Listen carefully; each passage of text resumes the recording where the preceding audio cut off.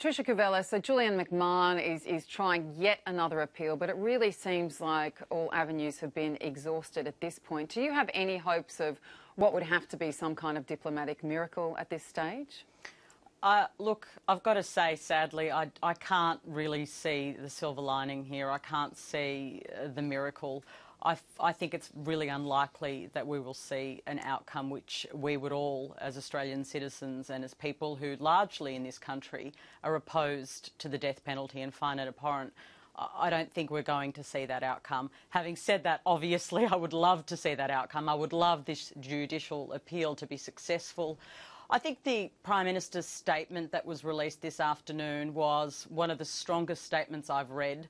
I thought it had warmth and expressed that the government was, and I've certainly ascertained that they are putting a lot of effort into putting a lot of pressure on the Indonesian government for this not to happen. But at the end of the day, the Indonesian government, I think, is unlikely to succumb to that pressure. I think that whatever the Prime Minister does, and I think he has to obviously be careful about megaphone diplomacy in this case, but at the same time be pretty strong in our opposition to this outcome. I mean, he also said in the statement that he believed that these men had reformed themselves and were really positive role models now in prison for reform. It seems like such a shocking outcome to have people who have reformed themselves, who are now playing a really crucial role in changing other prisoners and being positive role models, to have this fate. So it's actually an extremely depressing story. I find it very difficult to hear about, particularly given with only 3 days' notice, this could happen at any point now. Do you think, Jenny, we need to be doing more, even more? Now, as Patricia was saying, it was a very strongly worded appeal, and we've been assured that Julie Bishop has been doing her part, and that there's been, a lot of appeals behind the lines, the scenes that we're not aware of. But should we be withdrawing our ambassador, for example? Do we need to be taking those kinds of steps? Look, when I was working at Amnesty International in Australia, part of my role was to keep watching brief on the Bali Nine cases, and I remember years ago having the conversation with people about setting up the Mercy campaign that we've now seen, which is the public campaign that is trying to call for mercy for Andrew Chan and Mayur and Sukumaran. And I remember having those conversations with people and hoping that that campaign would never see the light of day, that their appeals or their appeal for clemency would be successful. I think it's clear, as Patricia said, it's a really tragic situation, and I think that it's made many Australians stop and think, and it's brought the need for us to have a really strong and consistent approach towards the need for abolition of the death penalty across the world, really front and centre, and a stark reminder of where things are at.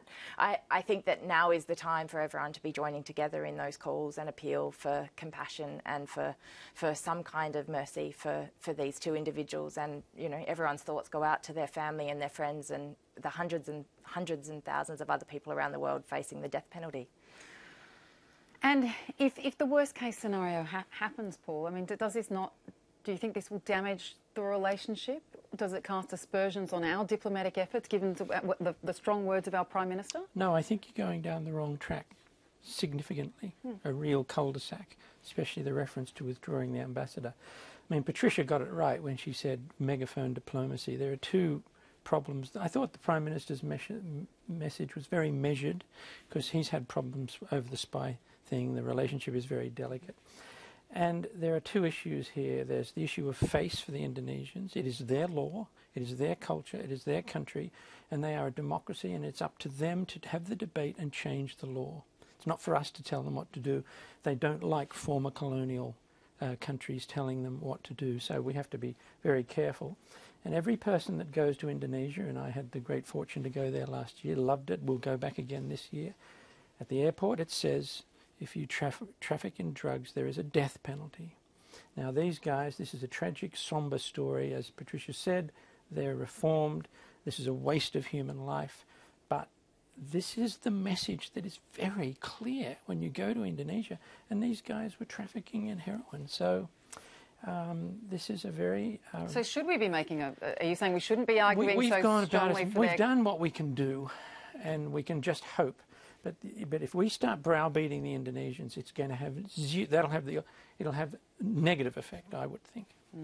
Okay. I think that, just to say, I mean, I think when we're talking about the idea of we've done what we can do, I think that the Australian government historically could have and can still take a much stronger stance and clear stance against the death penalty around the world. And I do think that this is where we find ourselves in these situations where we're dealing with 2 Australians, but there are so many more people around the world facing the death penalty, and that consistency and principled stance is the only way we're not going to find ourselves in this situation again. I think Right. that's Aren't true. the I think the Indonesians death inconsistent on the penalty death is. penalty themselves?